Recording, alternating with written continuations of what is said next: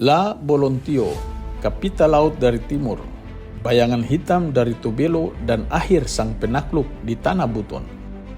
Pada abad ke-16 hingga awal abad ke-19, lautan timur Nusantara bukan sekedar jalur perdagangan. Laut adalah medan perang. Ombak membawa rempah, emas, budak, dan juga kematian.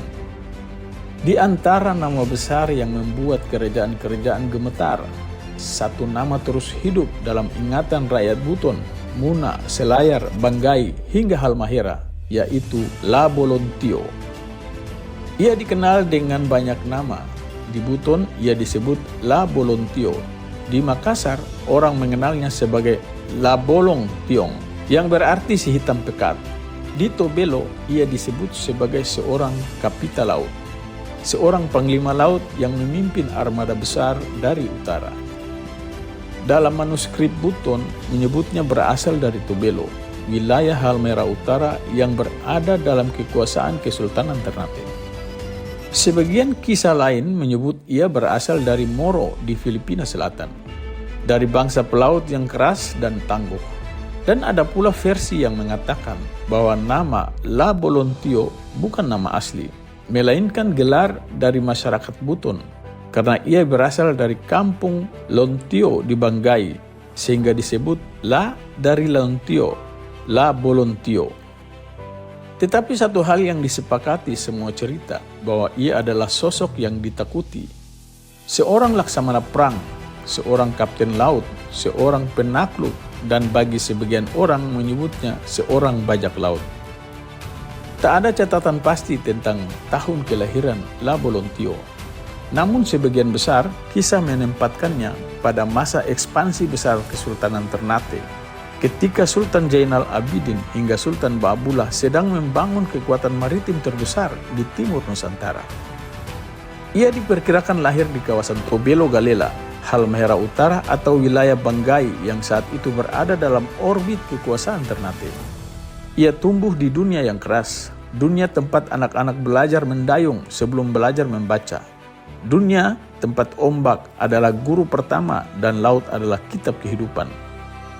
Orang Tobelo dikenal memiliki budaya canga, tradisi merantau jauh untuk mencari kehidupan.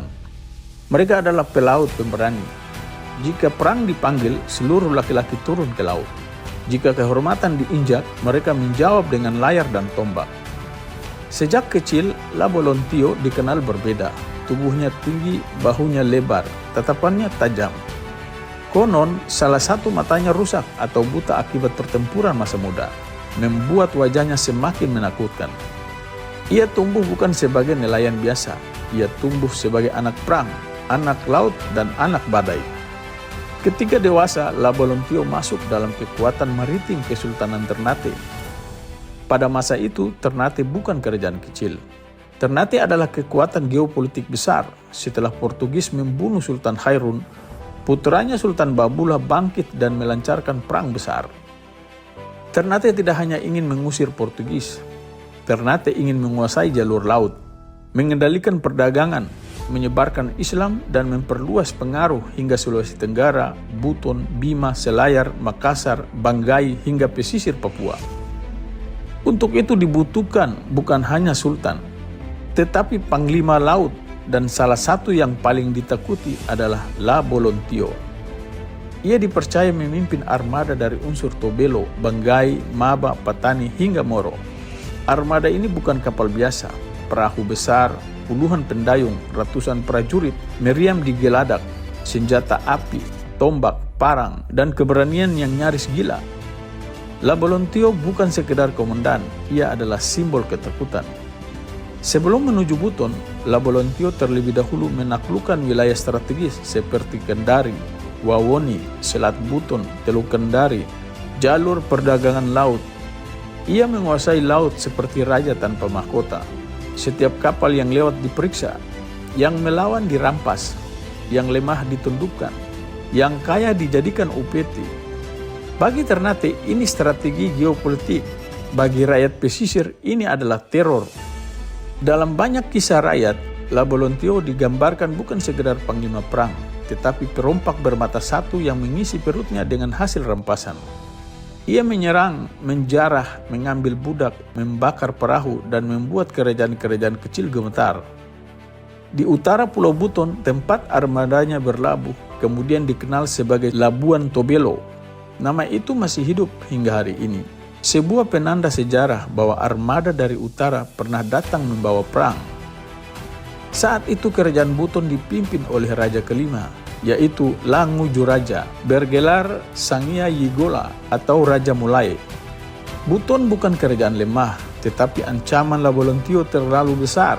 Ia telah menundukkan pesisir, menguasai Bonena Tobungku, kini Boneatiro, dan membuat rakyat hidup dalam ketakutan. Raja Buton mengumpulkan pejabat kerajaan seperti Sarapangka, Saragau, Sarabitara. Mereka melakukan musyawarah besar. Keputusan diambil bahwa Labolontio harus dihentikan atau Buton akan jatuh. Maka diumumkanlah sebuah sayembara. Siapa yang berhasil membunuh Labolontio akan mendapatkan putri raja. Bahkan dalam beberapa versi akan mendapatkan tahta. Sebuah hadiah yang cukup besar untuk menantang monster laut dari utara. 3 kesatria datang. Pertama, Opu Manjawari dari Selayar. Kedua, Beto Ambari dari Wajo. Dan ketiga, seorang pemuda dari Muna, yakni Laki Laponto yang kelak dikenal sebagai Haluleo, Laki Laponto, dan Sultan Murhum. Pertempuran terjadi di pesisir Boneatiro Kapontori. Pantai itu menjadi saksi, langit menjadi muram, laut menahan napas, pasir putih menunggu darah. Labolontio maju, tubuh besar, pedang panjang, mata satu dengan aura kematian. Ia melumpuhkan Opu Manjawari. Ia menjatuhkan Beto Ambari.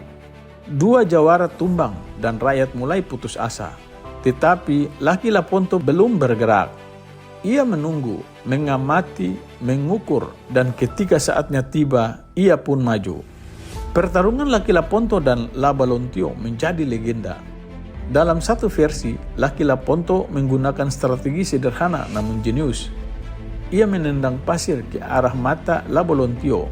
Pasir itu masuk tepat ke mata satu-satunya yang masih berfungsi. Labolontio kehilangan penglihatan. Itu celahnya. Dengan satu tebasan cepat, pedang Laki Laponto memenggal kepala sang bajak laut. Tubuh besar itu roboh, tanah Buton berguncang, laut diam, dan ketakutan yang selama bertahun-tahun menghantui rakyat akhirnya runtuh. Konon darah yang tumpah begitu banyak hingga pasir pantai berubah merah, dan sebagian rakyat percaya bekas merah itu masih hidup dalam cerita turun-temurun. Untuk memastikan bahwa yang tewas itu benar-benar Labolontio, dibutuhkan bukti. Dalam beberapa versi, Laki Laponto membawa kepala Labolontio. Bukti itu dipersembahkan kepada Raja Buton. Raja mengakui kemenangan itu, janji ditepati. Laki Laponto dinikahkan dengan putri raja, Baroko Malanga, dan kemudian dinobatkan menjadi Raja Buton. Kelak ia memeluk Islam, mengubah kerajaan Buton menjadi kesultanan, dan dikenal sebagai Sultan Buton pertama, yaitu Sultan Murhum. Sedangkan kepala Labolontio, menurut kisah rakyat, disimpan di sebuah gua batu di kampung Lontoi oleh orang Siompu. Dan sejak itu, nama Labolontio tidak lagi hadir sebagai ancaman, melainkan sebagai legenda. Hari ini, Labolontio telah tiada, tetapi namanya tidak pernah benar-benar mati.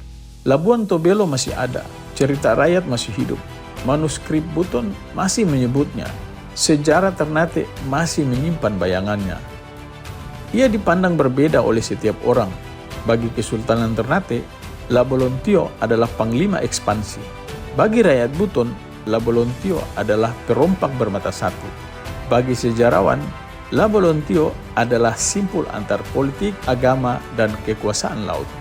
Dan bagi kita, ia adalah bukti bahwa sejarah Nusantara tidak hanya dibangun oleh raja-raja di istana, tetapi juga oleh orang-orang yang menguasai ombak. Labolontio adalah ironi sejarah. Ia datang membawa misi penyebaran pengaruh dan agama, tetapi dikenang sebagai bajak laut. Ia memimpin armada besar atas nama kekuasaan, tetapi wafat sebagai musuh rakyat. Ia ingin menaklukkan Buton, tetapi justru menjadi batu loncatan lahirnya Sultan Buton pertama. Begitulah sejarah bekerja. Kadang pahlawan di satu tempat adalah monster di tempat lain. Dan nama Labolontio akan selalu berdiri di antara dua dunia itu, sebagai laksamana, sebagai penakluk, sebagai legenda, dan sebagai bayangan hitam dari utara. Terima kasih atas perhatiannya. Wassalamualaikum warahmatullahi wabarakatuh. Salam dari Kayu Merah Puncak.